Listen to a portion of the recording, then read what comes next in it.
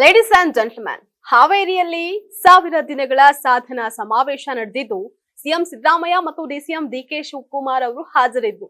ಆದ್ರೆ ಕಾರ್ಯಕ್ರಮಕ್ಕೆ ಹೈಕಮಾಂಡ್ ಬರದೇ ಇರೋದು ಕುತೂಹಲವನ್ನ ಕೆರಳಿಸಿದೆ.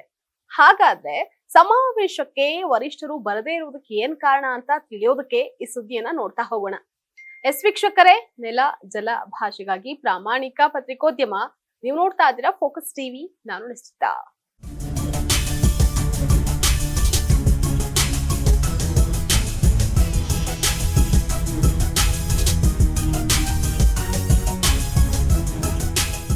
ರಾಜ್ಯದಲ್ಲಿ ಕಾಂಗ್ರೆಸ್ ಸರ್ಕಾರ ಅಧಿಕಾರಕ್ಕೆ ಬಂದು 1000 ದಿನಗಳು ಕಳೆದಿದೆ. ಹೀಗಾಗಿ ಹಾವೇರಿಯಲ್ಲಿ ಕಾಂಗ್ರೆಸ್ ಬಹು ಗ್ಯಾರಂಟಿ ಸಮರ್ಪಣಾ ಹೆಸರಲ್ಲಿ ಸಾಧನಾ ಸಮಾವೇಶವನ್ನ ನಡೆಸಿತು. ಈ ಸಮಾವೇಶದಲ್ಲೂ ಕುರ್ಚಿ ಫೈಟ್ ಎದ್ದು ಕಾಣಿಸ್ತಾ ಇತ್ತು. ಸಿಎಂ ಸಿದ್ದರಾಮಯ್ಯ ಮತ್ತು ಡಿಸಿಎಂ ಡಿಕೆ ಶಿವಕುಮಾರ್ ಕಾರ್ಯಕ್ರಮದಲ್ಲಿ ಭಾಗಿಯಾಗಿದ್ದು, ಆದ್ರೆ ಇಬ್ಬರು ಮುನ್ಸ್ಕೊಂಡಿದ್ದು ಎದ್ದು ಕಾಣಿಸ್ತಾ ಇತ್ತು.